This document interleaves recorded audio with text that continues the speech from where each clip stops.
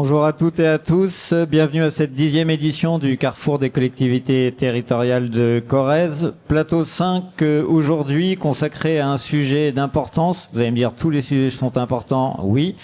Mais celui-là est lié au financement justement des projets locaux. Comment trouver de nouvelles sources de financement? En effet, on a coutume de dire que justement les moyens, les ressources se raréfient au fur et à mesure. C'est une réalité. Pour faire face à cette réalité, il faut trouver de nouveaux financements. Certains sont extrêmement complexes à obtenir et donc des élus ont cherché des sources de financement plutôt originales. Créer une commune nouvelle, envisager la dette verte, avoir le financement participatif, etc., etc., etc. Le but de cette table ronde est justement de mettre en lumière, de mettre en valeur ce que les élus ont pu faire en la matière, être une source d'inspiration, voir également quels sont les dispositifs mis à disposition des élus pour pouvoir envisager l'avenir plus sereinement, tout du moins avec plus de visibilité. Et pour répondre à tous ces thèmes, donc j'ai le plaisir d'avoir autour de la table Olivier Delessal. Bonjour, merci d'être présent. Vous êtes directeur territorial Limousin à la Banque des Territoires. Vous nous ferez un petit bilan de la situation. Roger Chassagnard, maire de Laguenne-sur-Avalouse, également vice-président de l'association des maires de Corrèze. Vous êtes lancé dans des projets ambitieux dont également vous nous parlerez. Merci d'être là. Catherine Viers, donc adjointe au maire de Saint-Mexan, oui, et donc mise en œuvre d'un financement participatif que vous pourrez nous présenter. Et enfin, Christophe Arfeuillère, merci de votre présence, vice-président au département de Corrèze, en charge du développement territorial, et donc on en a déjà parlé, voilà, qui peut apporter un certain nombre d'aides aux collectivités dans leurs différents projets. Pour débuter donc cette table ronde, je me tourne vers vous, Olivier Delessal, donc je le rappelle, directeur territorial de Limousin à la Banque des Territoires. Quel est l'état des lieux au sujet justement des différents projets qui peuvent être menés par les communes, menés ou envisagés, communes ou intercommunalités en Corrèze? Alors tout d'abord, pour parler de la nature de ces projets, ce qu'on remarque, c'est très frappant dans nos statistiques, c'est que ce sont des projets verts. Il y a 98% des montants de prêts, donc du volume de prêts que nous avons alloué en 2024, qui concernent des projets liés à la transition énergétique et écologique. Ce sont aussi des projets structurants qui sont de nature à redynamiser les centres-villes, les centres-bourgs. Donc on parle par exemple de projets de halles, de projets de réaménagement et aussi de projets d'équipement touristique. Et là, monsieur le maire de Laguenne nous parlera sans doute du sien. Donc les projets ne manquent pas, les projets sont globalement financés, les projets sortent, mais effectivement, comme vous le rappeliez, il y a quelques contraintes financières qui émergent. Merci. Quelques contraintes financières qui émergent. Alors j'en cite que quelques-unes. En 2025, on a vu que côté investissement, on avait le fonds vert, par exemple, qui a connu une diminution importante, donc des subventions en moins pour les collectivités. En fonctionnement, on a une stabilité maintenant depuis plusieurs années de la dotation globale de fonctionnement des collectivités. Donc on n'a pas de revalorisation. On a une probable diminution à l'avenir aussi des subventions que sont amenés parfois à verser les départements, puisque eux-mêmes connaissent une situation financière qui est moins florissante que par le passé. Et ce qu'on observe, c'est qu'au niveau national, on a une baisse quand même de la capacité d'autofinancement net des collectivités, puisque le taux d'épargne net est passé de 5,5% en 2022 à 4% en 2024. Alors ça n'est pas neutre, puisque le taux d'épargne net, c'est ce qui reste à une collectivité, commune ou interco, après avoir remboursé sa dette. Donc en clair, c'est son autofinancement. C'est très important pour pouvoir réaliser des projets. Donc j'ai envie de dire, tout va plutôt dans le sens d'une diminution de l'investissement. Et pourtant, ça n'est pas ce qu'on constate sur le terrain, et les chiffres le montrent également. Au niveau national, mais ça vaut tout à fait pour la Corrèze également, l'investissement des collectivités se porte bien et connaît même une situation ascendante. On est sur un cycle qui est assez atypique, puisque normalement on a un niveau d'investissement des collectivités qui suit quand même ce qu'on appelle le cycle électoral, avec des années d'élection, puis des années qui suivent l'élection, qui sont plutôt faibles, et ensuite ça remonte jusqu'à la fin du mandat. Et là on a vu que dès le départ, et en dépit de la crise du Covid, on a eu sur ce mandat une accélération continue de l'investissement qui se traduit encore aujourd'hui en 2025. Donc quelques chiffres. Au niveau national, en 2020, début de mandat, on était à 60 milliards d'euros de dépenses d'investissement des collectivités. En 2024, ce chiffre avait atteint 80 milliards. Donc une augmentation quand même très significative. Et il faut noter que la plupart des collectivités qui réalisent ces montants-là font partie du bloc communal. Donc il s'agit en clair des communes et de leurs groupements, les EPCI. Alors comment est-ce qu'on peut interpréter ça? Il y a plusieurs pistes, j'en suggérerai 3.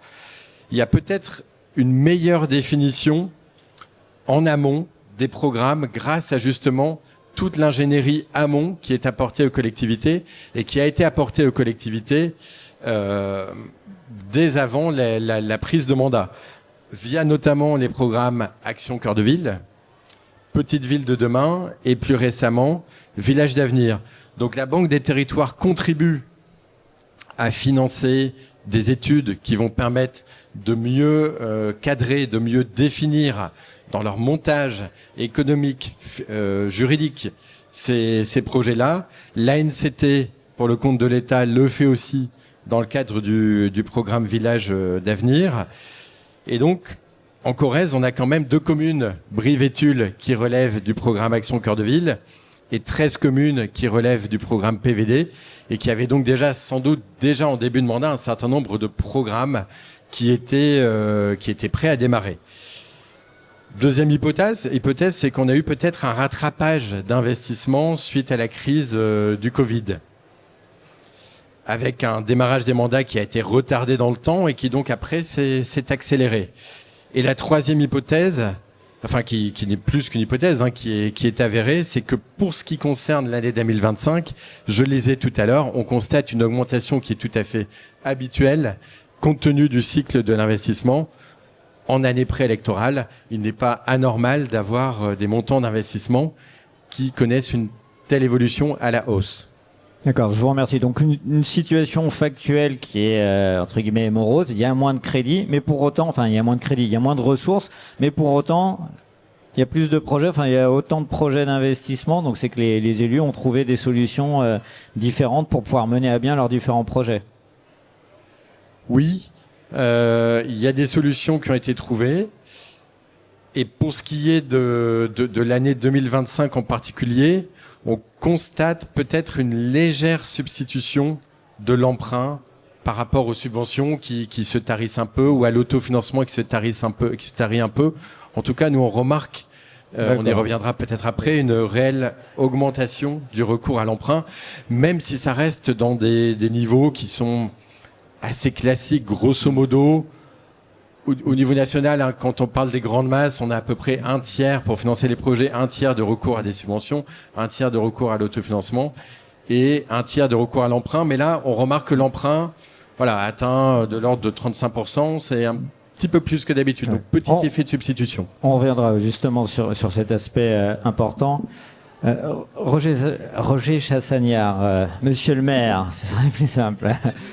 Donc vous vous êtes lancé pareil dans une démarche originale, la création, création d'une commune nouvelle. Quel bilan vous pouvez en tirer à ce jour?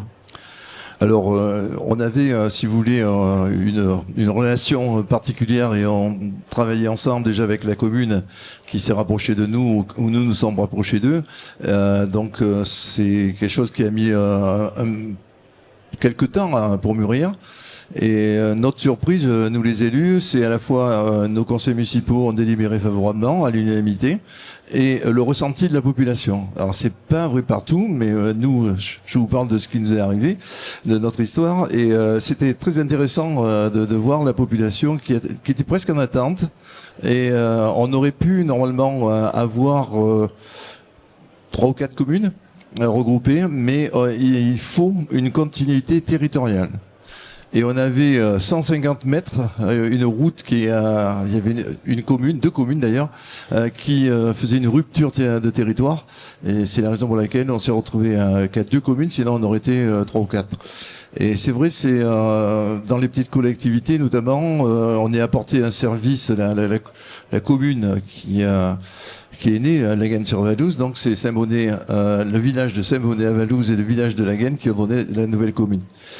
C'est également intéressant sur le plan, c'était intéressant et ça l'est encore sur le plan fiscal. Hier, on avait des bonifications au niveau des dotations de 5%. Et aujourd'hui, je parlais avec Jean-Jacques Dumas qui a fait également une commune nouvelle à 3 entités, 3 communes. Et il me disait la bonification c'est 15 € par habitant, donc c'est pas neutre. On a aussi un intérêt, c'est qu'on peut toucher à la TVA dans l'année, alors qu'on attend en général 3 ans, si ma mémoire ne fait pas défaut. Donc ça c'est à mettre dans le positif.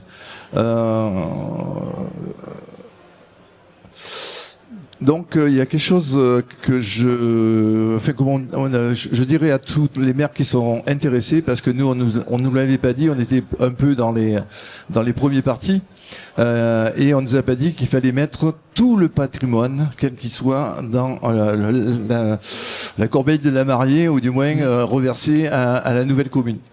Sinon, eh bien, on est obligé d'avoir un acte administratif ou un acte notarié pour repasser. Et à chaque fois, l'État est content, mais pas nous.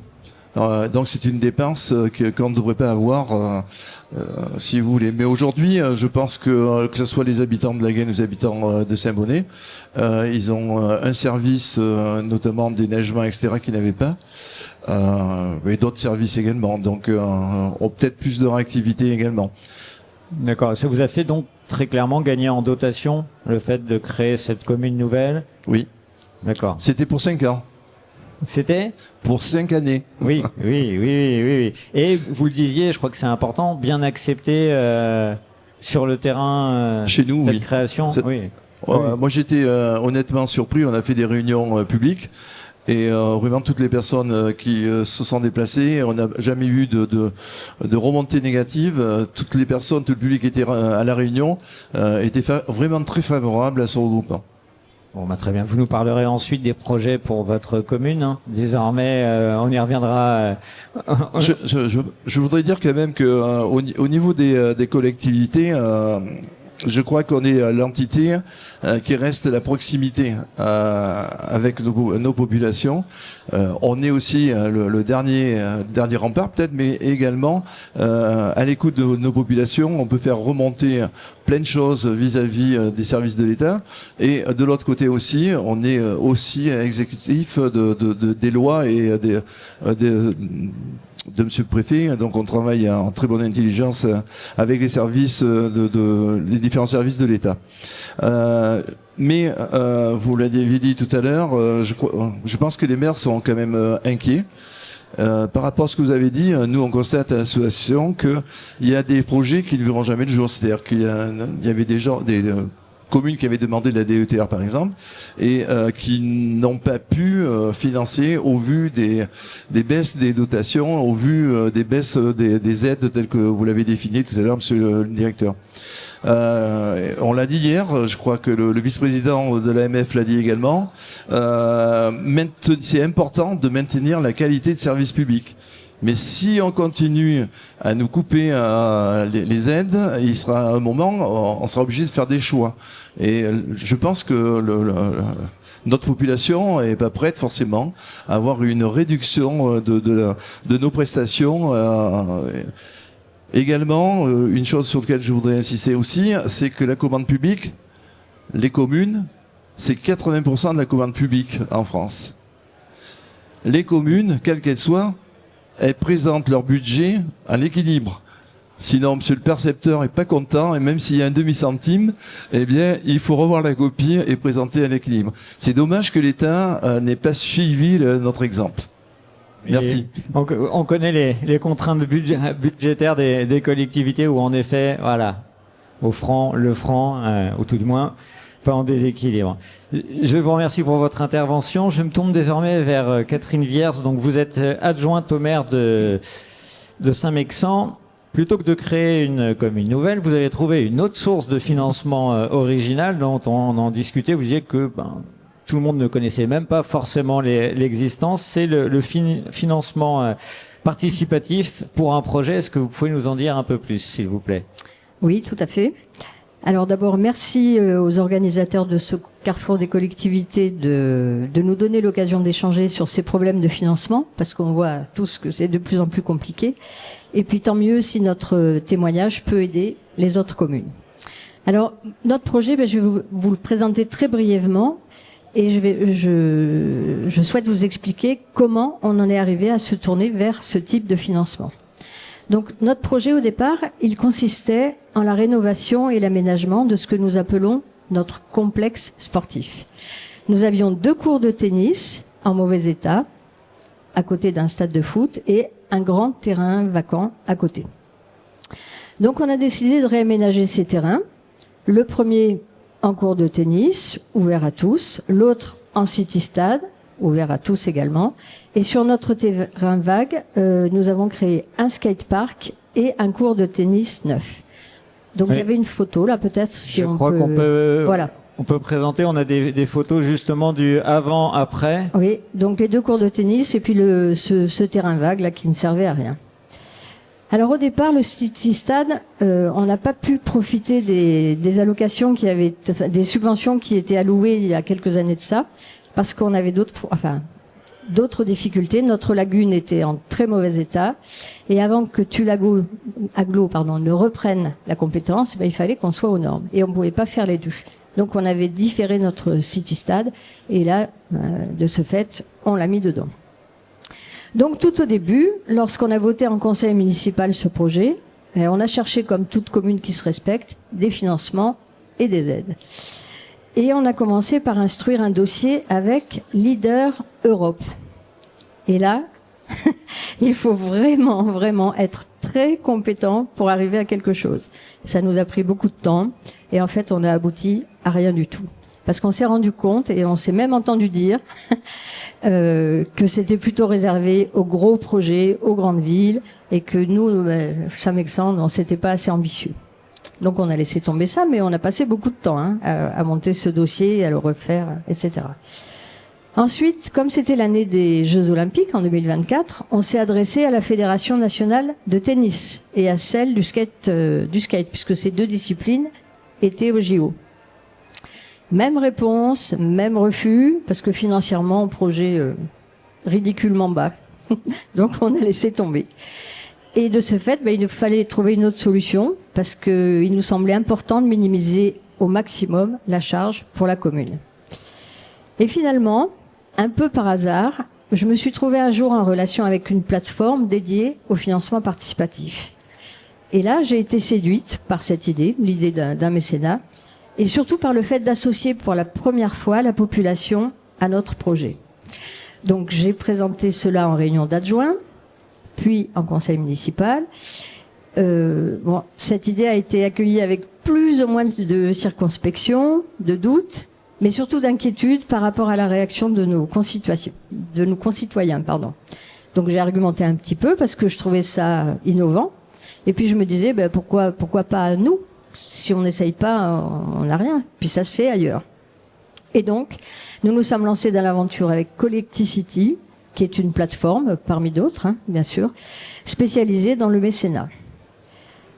La première difficulté, avant de commencer la campagne, a été d'obtenir un rescrit fiscal auprès de la DGFiP. Et là, il a fallu monter un dossier avec beaucoup d'arguments, les relancer plusieurs fois, attendre plusieurs mois, parce qu'ils ont des piles de dossiers comme ça, il n'y a pas que nous, bien sûr. et avant que notre projet soit reconnu d'utilité générale. Parce qu'il nous semblait que cette défiscalisation était un argument supplémentaire pour inciter les gens à donner. À participer, oui. Voilà, tout simplement. Et donc, une fois ce précieux sésame obtenu, qui permet à chaque donateur de solliciter son don, donc c'est 66% pour les particuliers et 60% pour les entreprises, on a pu enfin commencer à travailler sur la communication.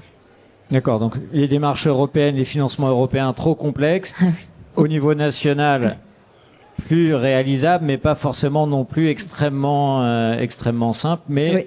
au final content puisque ça a fonctionné. Oui, tout à Puisque fait. ça a permis d'obtenir. Vous me disiez combien est-ce que vous avez récolté 20 270 €.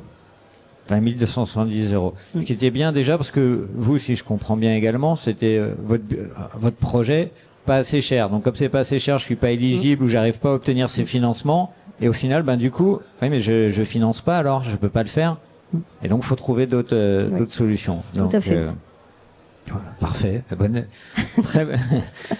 Très bon exemple. Non, mais on l'a déjà vu. Il faut innover, il faut tenter des choses pour trouver. Il faut être oser. inventif. Oui, Oui, c'est ça. Faut oser. Parce que des idées et la volonté, on l'a.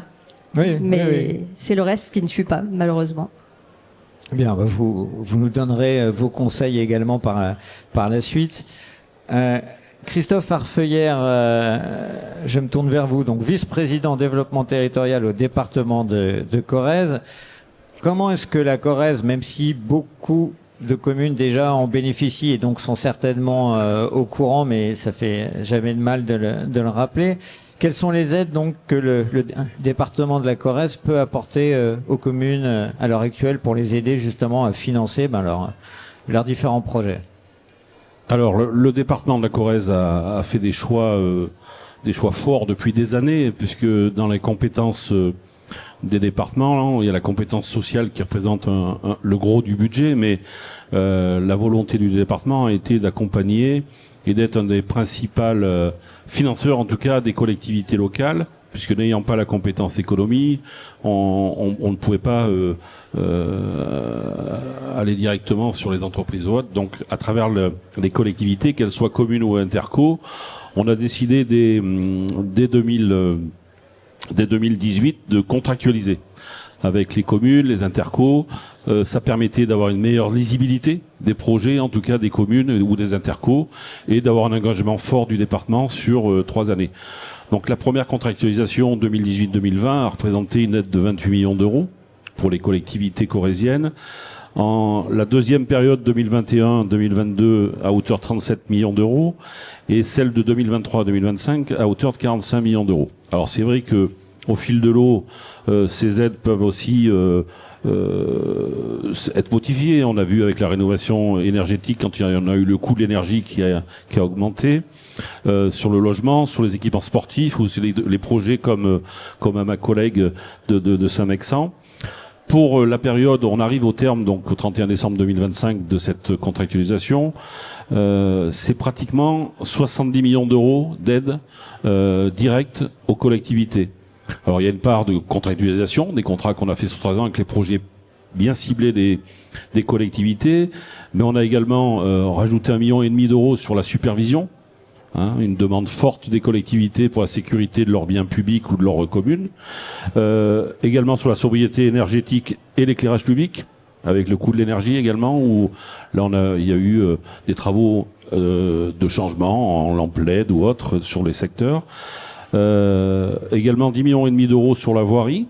Alors, si la DETR aujourd'hui de l'État ne va pas vers la voirie, le département y consacre beaucoup d'argent et c'est important pour les communes en tout cas d'avoir l'aide sur cette voirie. On a une aide aussi pour les petites communes sur la voirie à hauteur de 3 000 euros par commune qui leur permet de faire peu, mais en tout cas ça les aide énormément et également une aide sur l'eau.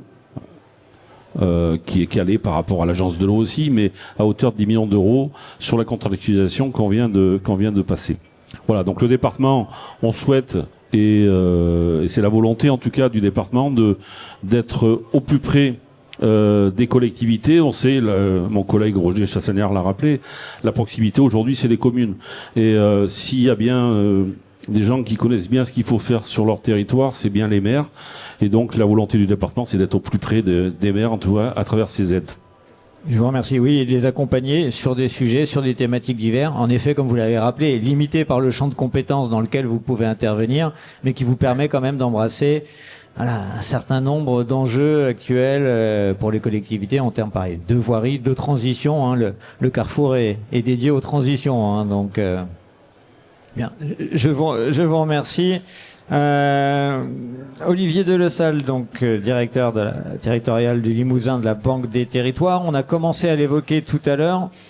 Parmi les autres formes de financement qu'une collectivité peut engager, sans aller jusqu'à créer une commune ou faire du financement participatif, le plus simple, évidemment, très souvent, c'est de recourir à l'emprunt. Vous, quelle est votre analyse justement de la situation à l'heure actuelle? Est-ce que commune, et quand je dis commune, on dirait voilà, bloc communal, commune et intercommunalité recourent plus ou moins à l'emprunt qu'avant? Quel est votre sentiment sur ce sujet? Oui, alors quand on regarde les montants, les encours de dette des collectivités, ça augmente. C'est indéniable, ça augmente. Juste pour vous donner quelques chiffres, hein, on a l'encours de dette des collectivités locales s'est élevé en 2010 à 160 milliards d'euros au niveau national. Hein. On était à 186 milliards d'euros en 2019 et on arrive à 210 milliards d'euros en 2024. Et c'est le bloc communal, donc communes et leurs groupements, qui détient 40% à peu près de cet encours, donc 90 milliards d'euros. Donc ça augmente. Nous, sur le terrain, Banque des Territoires, donc nous prêtons évidemment aux collectivités et on constate également une dynamique assez forte ces dernières années de recours à l'emprunt, même une dynamique, pour te dire, très puissante, puisque, encore une fois, au niveau national, en 2024, nous avons prêté 8 milliards d'euros au secteur public local, alors que l'année d'avant, en 2023, nous n'étions qu'à 3,5 milliards d'euros. Donc un doublement en un an. Et en réalité, c'est même depuis 2022 que ça augmente. Et 2025 risque d'être une année, encore une fois, avec des montants très impressionnants. On le constate aussi, évidemment, localement en Corrèze. Nous avons prêté l'an dernier 55 millions d'euros aux collectivités du département. C'est sans doute une année record. Alors ça s'explique de plusieurs manières, hein. Je l'ai dit tout à l'heure, le niveau d'investissement des collectivités, de manière générale, reste élevé et même il est de plus en plus élevé au cours de ce cycle électoral. Donc même si le mix de financement n'évolue pas de façon très significative, hein, je le disais, l'emprunt continue à représenter un gros tiers du financement des projets. Mais comme en fait la base augmente, mécaniquement, le volume d'emprunt augmente également. Il y a peut-être une autre explication qui consisterait à dire que les collectivités comprennent de plus en plus que le recours à l'emprunt n'est pas tabou et au contraire est même synonyme d'une bonne gestion et d'une certaine équité entre les générations de citoyens. Puisqu'il n'y a aucune raison de faire porter sur le budget d'un seul exercice le coût d'un investissement, comme une école par exemple, qui va durer 30-40 ans. Donc il vaut mieux l'étaler dans le temps en recourant à l'emprunt, qui est une forme d'étalement dans le temps de l'autofinancement.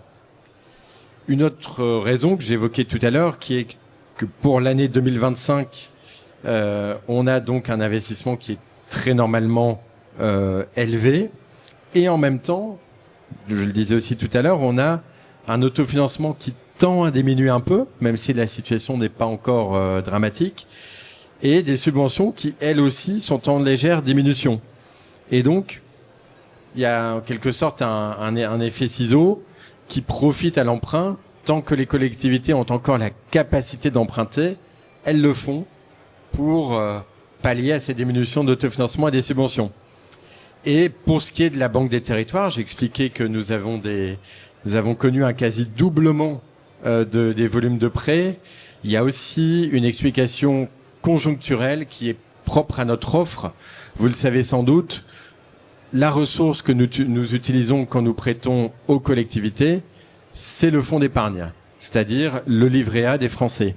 Et il se trouve qu'après la crise que nous avons connue suite à la guerre en Ukraine et l'inflation très importante qui s'en est suivie, le taux du livret A, à l'inverse, alors lui aussi a augmenté. Il est passé de 0,5% à 3% en très peu de temps. Mais il a été plafonné à 3% sur décision du ministre de l'économie. Et donc on remarque que depuis cette période-là, le livret A est moins cher et continue à être moins cher que les taux de marché. Et donc, pour ce qui concerne la Banque des Territoires, il y a eu aussi peut-être un léger effet de substitution par rapport aux autres banques qui financent habituellement les collectivités locales. Alors, je décris un recours à l'emprunt qui a tendance à augmenter assez fortement. Alors, il faudrait pas non plus que ça laisse à penser qu'on va vers des dettes qui sont insoutenables et que ça fasse peur aux gens qui nous écoutent, puisque globalement, je tiens à rassurer, la capacité de désendettement des collectivités locales, elle s'établit aujourd'hui entre 3 et 5 années, ce qui est somme toute assez raisonnable. Le seuil d'alerte qui est traditionnellement retenu, c'est 12 ans. Donc là, on en est encore assez loin. Et en Corrèze en particulier, quand on regarde le scoring, parce qu'on note évidemment les collectivités, on regarde qu'il est très bon. Les cas préoccupants sont très marginaux. Quand on regarde aussi ce que représente la dette du bloc communal par rapport à l'ensemble de la dette française, c'est très peu de choses en réalité. On voit qu'elle représente 3% de la dette française, avec 90 milliards d'euros sur les 3228 milliards que représente la dette française, dont l'essentiel est composé, monsieur le maire le rappelait à l'instant, par l'endettement de l'État. N'allez pas sur ce terrain-là, vous allez relancer monsieur le maire. Voilà, c'est ça. Restons sur notre terrain. Exactement. Et donc, voilà, peut-être pour conclure par rapport à la question que vous me posiez, un recours à l'emprunt qui est accru, qui est encore possible, mais qui ne sera pas éternel, puisque évidemment, pour pouvoir emprunter, il faut avoir un autofinancement qui se porte bien, une CAFNet qui permet de rembourser les emprunts. On observe une petite diminution, rien d'inquiétant, mais elle tend quand même à diminuer. Et si on avait des recours très importants à l'emprunt, peut-être que là, nous serions amenés tous collectivement, les banques, à moins prêter, et que des projets ne verraient pas le jour. Bien. Je vous remercie. Roger Chassagnard, maire de la Gaine, donc, sur Avalouz. N'oublions pas. Comme cela a été dit, voilà, il faut une commune a besoin de continuer à avoir des projets d'investissement, sinon perdre de l'attractivité, etc. Puis vous êtes là, pas uniquement, enfin, vous n'êtes pas là pour gérer les affaires courantes. Quels sont les projets que vous souhaiteriez pouvoir financer à l'avenir, vous, sur votre commune? Quels sont vos projets?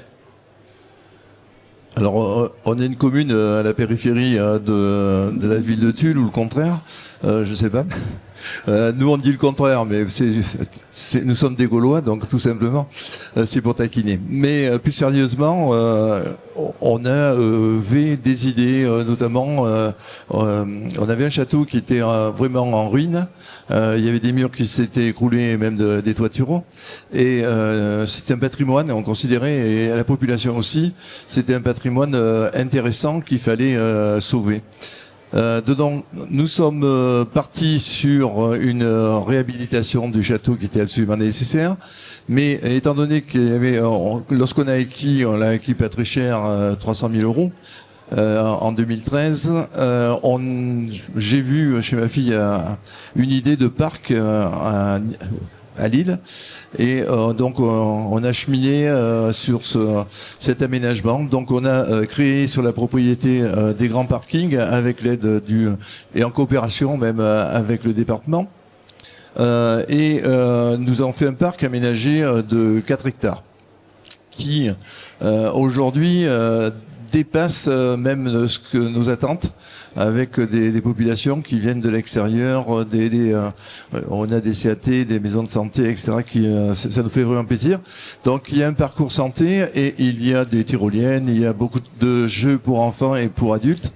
Donc c'est très très fréquenté et on a planté pour revenir à l'histoire, notre histoire de la Gaine, c'est-à-dire on a planté des vignes avec un projet non pas d'exporter du vin, mais de pouvoir se régaler avec un breuvage que l'on a élaboré nous-mêmes.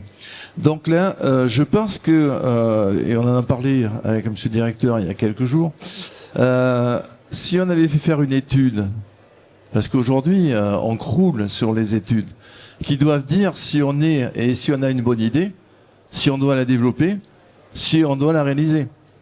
Et là, on n'aurait pas eu de financement, donc on a tout financé en fonds propres.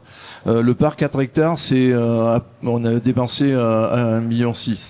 Et donc on n'a pas eu recours à l'emprunt. Mais à côté de ça, il y avait le château. Et le château, c'était pas du tout la même dépense, puisqu'on l'a fractionné en 4 tranches avec des architectes du patrimoine. Donc un qui a fait Order-Ordo à Order, et le deuxième là, qui a présenté un projet qui était l'aménagement intérieur. Donc les projets Ordo et Order sont clos.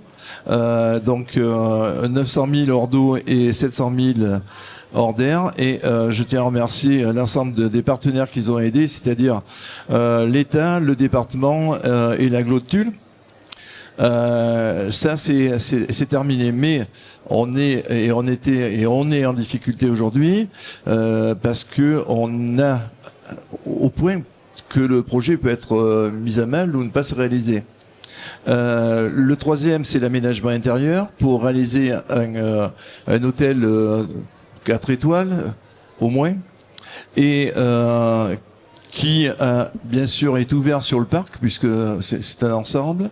Et je crois que les personnes qui géreront sont très attachées à que ça fasse qu'un complexe, même si ça sera un peu privatisé pour l'hôtel.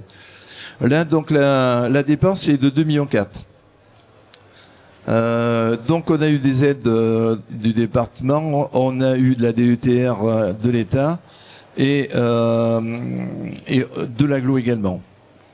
Et on s'est tourné vers les fonds FEDER qui sont gérés par la région. Donc on avait un correspondant à Clermont-Ferrand, puisque ils instruisent par région, et puis une fois c'est la région Aquitaine, une fois c'est la région Auvergne-Rhône-Alpes. Donc là on nous a dit qu'on pouvait avoir droit à 1,3 million. 360 même. Donc là on était très très très heureux. Très heureux.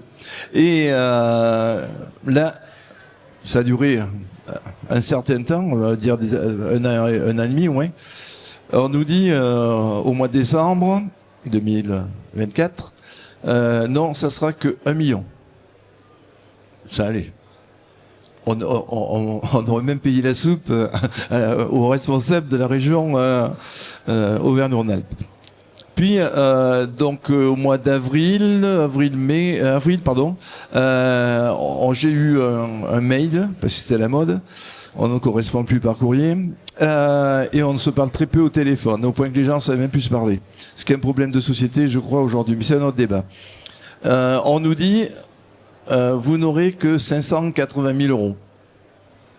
C'est mieux que rien, c'est déjà pas mal, mais on était resté sur cette somme. Et au mois de mai, nous avons eu plus qu'une surprise lorsque le responsable m'a appelé et me dit « Je ne peux pas vous donner ces sommes, je ne pourrai vous apporter que 300 000 euros. » Mais la chute, vous allez voir la chute.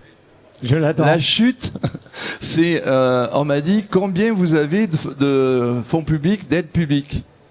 On a aujourd'hui 280 000 euros. Qui défalque des 300 000, et donc il reste 20 000. Mais au niveau des fonds FEDER, ils instruisent qu'à partir de 50 000 euros. Donc, au revoir messieurs, et merci. Au revoir monsieur, dames, et merci. Donc, une colère que je contiens, mais qui, comme les éléphants, je le garde dans un coin de ma mémoire.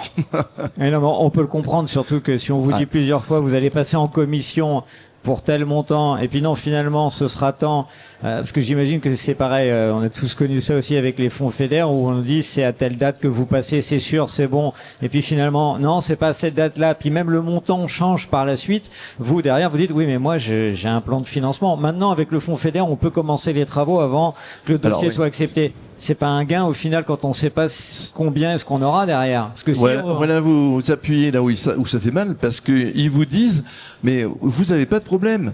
Commencez les travaux, nous on n'y voit aucun inconvénient, on ne paiera que sur facture acquittée. Ouais. Alors vous imaginez, bon, notre commune est à peu près en bonne santé. Je me tourne vers mon voisin. Et donc il y a des communes, mais ça les mettrait en faillite. En faillite. Je l'ai dit hier à un élu qui était là de la région Aquitaine, c'est pas acceptable. Je crois qu'aujourd'hui les élus en charge et responsables au niveau national et au niveau européen, il est important de mettre le pied dans le four ou taper dans la fourmilière, parce que ça met en difficulté des territoires, des communes, etc. Et c'est quand même grave. Donc nous, on va essayer de se débrouiller. On est en train de faire comme Semexan, de gratter où on peut pour essayer d'être aidé. Et puis on compte bien sur la Banque des Territoires. Merci d'avance. Merci à vous. On va passer à la partie maintenant, j'ai envie de dire, plus conseil pour regarder. Là, c'était un peu méfiance, mais bon, voilà, les choses sont ainsi. Catherine Vierce, donc adjointe au maire de Saint-Mexan, par rapport justement à votre projet de financement participatif, quel bon conseil évidemment vous pourriez donner aux autres collectivités? Quels sont même les problèmes à résoudre? Qu'est-ce qui pouvait être gênant ou pas? Ou quelles sont pour vous les meilleures solutions, là, les bonnes démarches à suivre? D'accord. Eh bien, avec le recul, je pense qu'on ne peut pas se passer d'une plateforme, quelle qu'elle soit, hein, parce que, alors c'est payant, les plateformes, ça nous a pris 6,6% du montant hors taxe des dons perçus. Mais on n'aurait pas pu s'en dépatouiller. Au niveau des réglementations, ce n'est pas simple. Ce qui est compliqué dans ces montages, c'est qu'il faut tenir compte du taux de compensation qui est de 16,404% sur le montant TTC des travaux. Donc c'est pas le même taux de TVA que les entreprises, il y a un petit delta. Ensuite, du délai de perception de CFC-TVA, 1 an ou 2 ans après. Du montant des dépenses subventionnables hors taxe, de ce qui peut ou de ce qui ne peut pas être subventionnable, parce que ça change tous les ans. Donc il faut jongler avec ces chiffres pour arriver à calculer au plus juste le montant que l'on sera autorisé à demander pour ce financement participatif. Parce qu'il faut qu'il soit atteignable, ce montant, mais il faut pas être trop ambitieux, sinon ça va décourager tout le monde. Et il faut pas être trop modeste non plus, parce que sinon, si ça marche bien, on regretterait de ne pas avoir demandé plus. Voilà. Donc là, j'en profite pour remercier l'Agence nationale du sport, le conseil départemental et Tulaglo, que l'on a rencontré plusieurs fois et qui ont su, eux, écouter nos problématiques et nous accorder des subventions. Et je remercie aussi le Crédit Agricole qui nous a alloué également une subvention. Concernant les dons, on a été un petit peu déçus par les entreprises, et les entreprises locales notamment, avec qui nous travaillons régulièrement.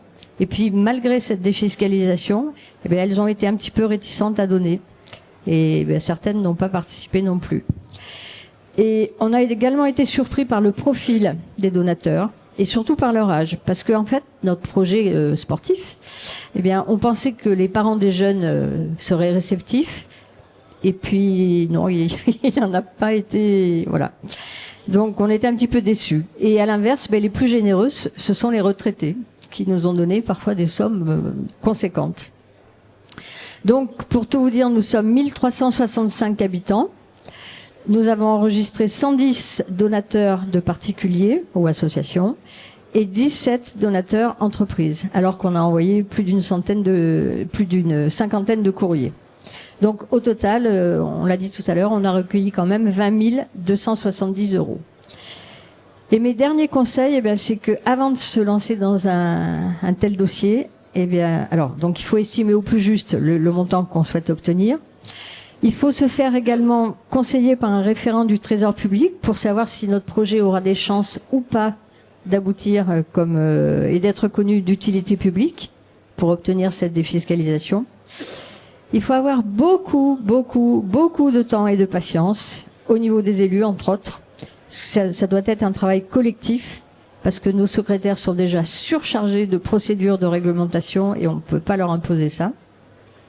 Ensuite, la communication, mais évidemment, elle est très importante. Du suivi, des envois de courrier, des relances téléphoniques, de la communication en tout genre dans les journaux, les bulletins municipaux, les réseaux sociaux, voilà. Sans oublier de remercier à chaque don. Donc ça prend du temps, c'est très chronophage. Et puis pour finir, de prévoir et d'offrir à tous les donateurs une belle inauguration. Donc pour info, on a démarré notre campagne en janvier 2024 et on l'a terminée en septembre 2024. Mais depuis 2023, et je passe l'épisode de Leader Europe, parce que là on avait commencé en 2022, eh bien on avait commencé à travailler sur ce dossier. Donc c'est pas rapide. Voilà. Donc en conclusion, c'est un combat de longue haleine, mais moi on pense que ça vaut le coup de le tenter.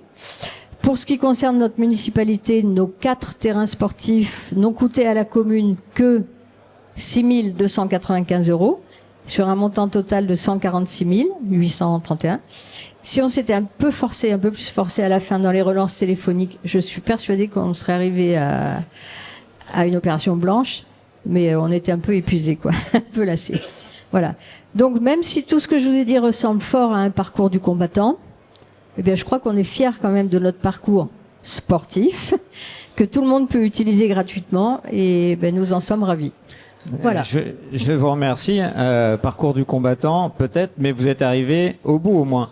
Alors qu'avec certains autres types de financement, comme ça a pu être évoqué par Monsieur le maire ou vous aussi pour Leader, ça a été aussi un parcours du combattant avec une difficulté à quantifier le temps que vous y avez consacré, mais ça n'a pas forcément abouti.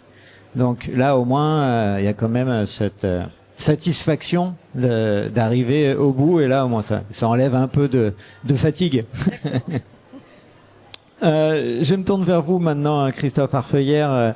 Madame Viers nous parlait d'une plateforme pour mettre en œuvre son aspect. C'est pas le même type de plateforme dont vous allez nous parler, mais le département de Corrèze a mis donc en place une plateforme coup de pouce justement pour aider les différentes collectivités. Est-ce que vous pouvez nous présenter un peu ce dispositif ? Alors, le dispositif coup de pouce, c'est le relais finalement de notre service aide aux communes qui est à l'écoute permanente de nos collectivités. Coup de pouce, je vous l'ai dit tout à l'heure, déjà sur la dotation de solidarité qu'on peut avoir à travers les petites communes sur la voirie ou sur des projets où ils ont besoin de peu de financement, mais l'accompagnement du département est important pour finaliser le projet. Moi, je reviendrai sur un sujet qui est quand même important aujourd'hui pour l'ensemble de nos territoires et de nos communes, c'est la ressource en eau. Le département a fait le choix d'accompagner les communes en accord avec le contrat de progrès signé par l'agence de l'eau à Dour-Garonne, mais aujourd'hui c'est pratiquement 10 millions d'euros que le département donne, enfin en tout cas subventionne les collectivités pour des projets soit sur l'eau potable, soit sur l'assainissement, soit sur les milieux aquatiques que les communes peuvent avoir, ou les particuliers. Donc la ressource en eau est quelque chose de très importante. Aujourd'hui, on a rajouté 5 millions d'euros pour les communes en tension, notamment pour faire de l'interconnexion. Et je crois que l'enjeu des années à venir, l'enjeu de l'eau, tout est en jeu, mais l'enjeu de l'eau pour nos collectivités aujourd'hui, même sur des territoires où on croit qu'on a beaucoup d'eau, je parle de mon territoire Haute-Corrèze, on va peut-être devant des problèmes d'eau. Donc la ressource en eau, un enjeu majeur aussi pour la collectivité dans cette cellule d'accompagnement aux collectivités qu'on a d'aide aux communes au département. D'accord, bien. Je vous remercie.